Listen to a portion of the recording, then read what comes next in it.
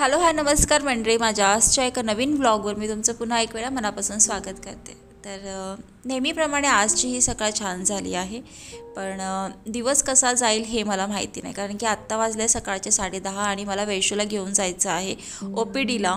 कारण तिला सतत 6 महिन्यापासून पोटाचा थोडासा त्रास होतो आहे आणि मी ही गोष्ट मोस्टली शेअर नाही केली. लास्ट टाईम नोव्हेंबरला तिला नेलं होतं, त्यानंतर तिला रुटीन चेकअपला नेलंच नाही. तिला बॅक्टेरियल इन्फेक्शन झाले होते पोटात, तर त्यामुळे तिला सतत पोटात कळ मारते, दुखते. तर म्हटलं भरपूर दिवस झाले आपण ट्रीटमेंट घेतो आहे, तर आता फायनली आपण एक वेळा व्यवस्थित सोनोग्राफी करूनच चेक करून घेऊया. म्हणून हे डोक्यात ठेवूनच मी आज सकाळी आवरलेलं आहे आणि आता मी बाळाला थोडं पॅम्पर करते, कारण सकाळची वेळ आहे, थोडासा तो त्रास देतोच मला. तर घरातलं सगळं आवरून नाश्ता वगैरे केला आहे आणि आता मी निघणार आहे.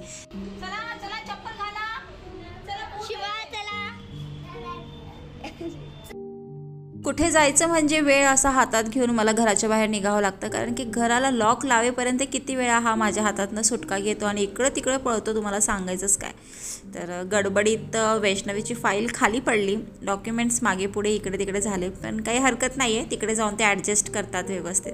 बाबूला चप्पल घालवती आहे, खूप मोठा टास्क असतो. पाणीवाला येणार होता, तर बॉटल मुद्दामून बाहेरच ठेवली की बाहेरच्या बाहेर तो पाणी मला देऊन जाईल. तर आज मी पहिल्यांदा मुलाला घेऊन इतक्या लांब स्कूटीवर जाणार आहे. बरेच दिवस माझी स्कूटी ही म्हणजे रिपेअर केली नव्हती, खराब झाली होती, त्यामुळे हॉटेलमध्येच लावली होती पार्किंगला. तर फायनली आता सर्व्हिसिंग करून आणलेली आहे आणि माझी प्लेजर गाडी खूप मस्त चालते, जबरदस्त चालते. चालवल्यानंतर मला खूप भारी वाटलं. आणि जॉबला असताना मी चालवायचे, त्यानंतर मी प्रेग्नन्सीमध्ये नाही चालवली आणि आत्ता मी डायरेक्ट बाबू झाल्यावर फर्स्ट टाईम माझी गाडी चालवते आहे. फायनली आता दवाखान्यात पोहोचलो आहोत आणि एक्सपिरियन्स माझा छान होता बाळाला घेऊन ट्रॅव्हल करायचा.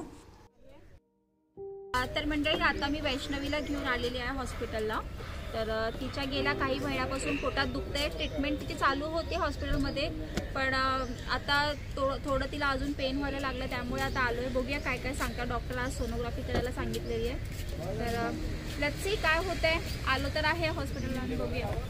चल, दवाखान्यात चाललो आहे. डोक्यामध्ये 100-160 असे विचार आहे की सोनोग्राफी करायची आहे, काय असणार काय असणार काय असणार. आतून असं शिवर होते, खूप खूप शिवरिंग होत होतं. काय होणार आहे माहिती नाही, तर भीती वाटते ऑब्व्हियसली. मंडळी, आम्ही आता सोनोग्राफीसाठी थांबलो आहे इथे. वेटिंग लिस्ट खूप साऱ्या आहेत, म्हणून आता थांबलो आहे. तर बघूया काय काय होते, रिपोर्ट काय काय येतोय. हा व्हिडिओ मी पोस्ट करेल की नाही माहिती नाही, पण जस्ट एक शूट करून ठेवते. Let's see. दवाखाना चांगला आहे, खूप मस्त आहे, पण 2023च्या जानेवारीपासून हा दवाखाना जो लागला आहे माझ्या पाठीमागं, तर आजपर्यंत सुटलेला नाही आहे. मग तो माझं दुखणं असू दे, माझ्या मुलाचं की माझ्या मुलीचं. नशीबवान आहे की माझ्या मिस्टरांचं कधी आजपर्यंत त्यांना घेऊन आलो नाही. आमच्या तिघांची फाईल इथली असली परमनंट झालेली आहे. असो, आता खूप वेळ होता, वेटिंग होतं, त्यामुळे भूक लागलेली. 1 वाजला आहे, 1-1:30 वाजला आहे दुपारचा, आणि सकाळी नाश्ता केला होता 9 वाजता. तर म्हटलं चला थोडंसं काहीतरी खाऊया लाईट आणि जाऊया पुन्हा. छान आहे का बाळा? छान आहे, छान आहे वैशू. मुलांसाठी इडली घेतलेली मी, माझ्यासाठी समोसा घेतला, थोडा स्पायसी बनवून घेतलेला, आणि खाल्ल्यानंतर कचरा त्यांना मी टाकायला लावला, कारण सगळेच लोक तिथे ठेवून चालले होते. मी म्हटलं नाही, आपला कचरा आहे, ती आपली जबाबदारी आहे आणि आपण तो टाकायला पाहिजे.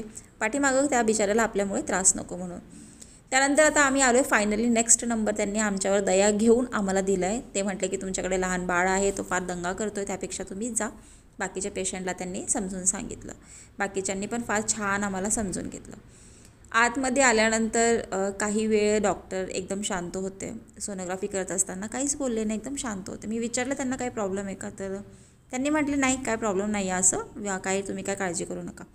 तर असो, तर ऑलरेडी खूप उशीर झाला होता. OPD बंद झाली होती आणि संध्याकाळी 3:30 वाजता डॉक्टर येणार होते, म्हणजे दुपारी 3:30 वाजता. 2 वाजले होते आता. तर म्हटलं इतक्या वेळ आता इथे थांबून करणार काय आपण. तर म्हटलं चल आता घरी जाऊया आणि बाळाला झोपी घालूया अर्धा तास आणि बघूया डोळा लागतो आहे का माझा. तर त्यामुळे आम्ही निघालो हॉस्पिटलमधून. कसं बसं निघालो, डोक्यात खूप विचार होते.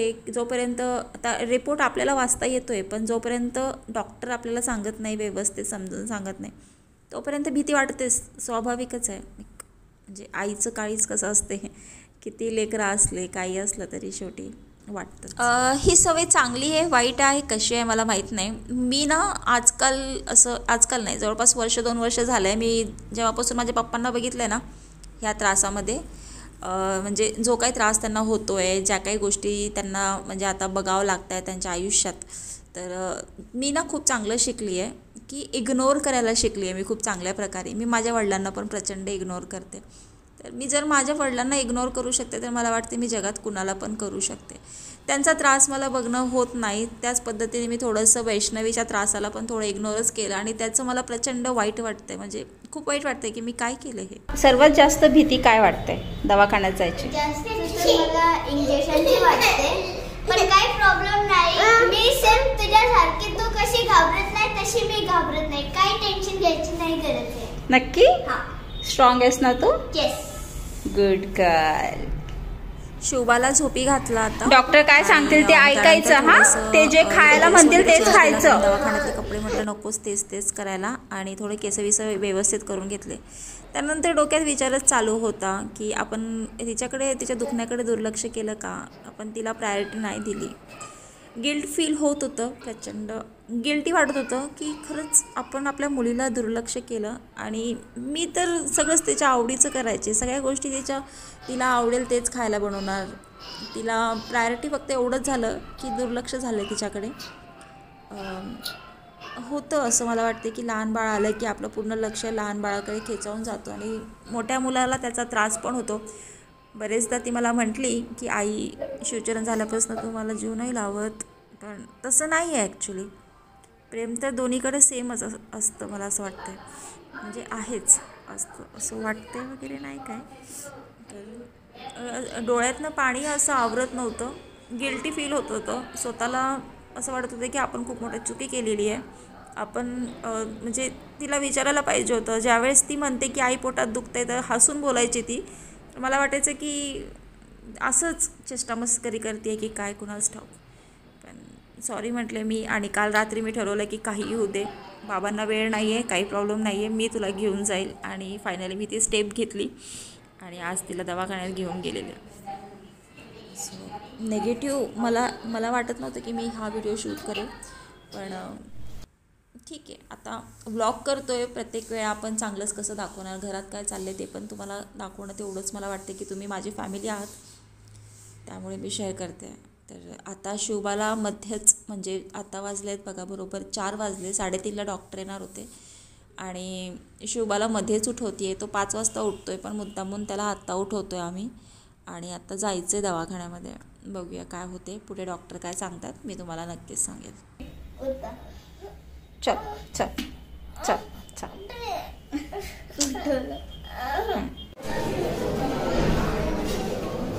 डॉक्टरने सांगितलं की पोटामध्ये एक छोटीशी गाठ आहे, ती बॅक्टेरियल इन्फेक्शनमुळे झालेली आहे. ती नॉर्मली आहे ज्या मुलांमध्ये खाणं पिणं टायमावर नसतं, जसं की आता वैष्णवीचं पाणी पिण्याचं प्रॉब्लेम आहे. ती स्कूलला गेल्यानंतरच तिला जास्त गोष्टी ट्रिगर होतात, कारण की ती स्कूलमध्ये पाण्याची बॉटल जशी दिलेली असते त्यातलं फक्त 1-2 घोट पिते आणि तशीच येते. तर ह्या गोष्टीमुळे मुलं किती पाणी पितात ह्याच्यावर पण आपलं तेवढंच लक्ष असलं पाहिजे. तर मला असं वाटतं की इथे मी चुकली आहे आणि ही चूक मी आता सुधारण्याचा प्रयत्न करणार आहे.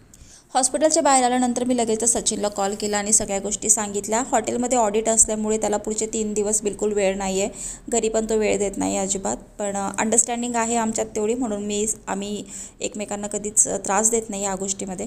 डॉक्टरांशी कन्सल्ट झाल्यानंतर आता मी फार फ्री फील करते आणि त्यांनी सांगितलं आहे की अजिबात घाबरायचं काहीच कारण नाही आहे. हे नॉर्मली प्रत्येक मुलांमध्ये हा प्रॉब्लेम होतोच, त्यामुळे तुम्ही निश्चिंत राहा. मंडळी, आजचा दिवस पूर्णपणे माझा दवाखान्यातच गेला. तर मंडळी, आता ऑलरेडी संध्याकाळचे 6 वाजले आहेत आणि मी आजचा ब्लॉग इथेच एंड करते. काहीच वेगळं दाखवण्यासारखं नव्हतं, कारण आज दिवसभरात तर काय घरात केलंच नाही, सतत दवाखान्यातच होते. परत अर्धा तास घरात जाऊन निवांत आराम केला. आराम म्हणजे शिवचरणनीच केला, मी तर बसलेच होते. तर फायनली आजचा ब्लॉग मी इथंच एंड करते. डॉक्टरांनी फार काही मेजर असं सांगितलेलं नाही आहे. पाण्याचा इंटेक तिचा कमी झालेला आहे. आणि आता मी चालले घरी, आणि घरी जाऊन बघूया आणि काय काय होते. तसं मी आजचा ब्लॉग तर इथंच एंड करते आणि भेटूया आता उद्याच्या व्हिडिओमध्ये. तोपर्यंत